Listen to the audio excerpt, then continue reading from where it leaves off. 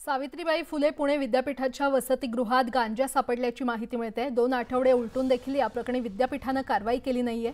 त्याबाबत जाब विचारण्यासाठी आमदार रवींद्र धंगेकर कुलगुरू यांच्या कार्यालयात दाखल झालेत। यापूर्वी शिवसेनेच्या उद्धव बाळासाहेब ठाकरे गटाच्या नेत्या सुषमा अंधारे विद्यापीठात पोहोचल्या होत्या।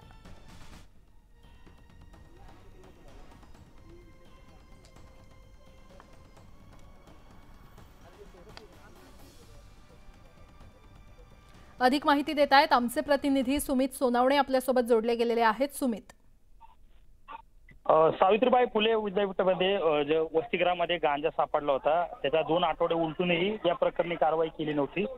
त्या संदर्भात जाब विचारण्यासाठी आमदार रवींद्र धंगेकर आणि सुषमा अंधारे या कुलगुरूंनी यांना जाब विचारण्यासाठी आतमध्ये गेलेले आहेत। त्यांच्यासोबत ते सध्या चर्चा करत आहेत। नेमकी या संदर्भात 2 आठवडे उलटून देखील कारवाई का झाली नाही या संदर्भामध्ये विद्यापीठाचे जे कुलगुरू आहेत सुरेश गोसावी यांच्यासोबत ते चर्चा करतायत, जाब विचारतात। त्यामुळे पुण्यामध्ये जी काय परिस्थिती सुरू आहे त्या परिस्थितीला फिरून असं पुण्याचे जे काय विद्येचं माहेरघर आहे त्याच्यामध्ये देखील गांजा सापडतोय आणि त्याचाच जाब विचारण्यासाठी रवींद्र धंगेकर आणि सुषमा अंधारे या कुलगुरूंनी यांना चर्चा करण्यासाठी आणि जाब विचारण्यासाठी गेलेले आहेत।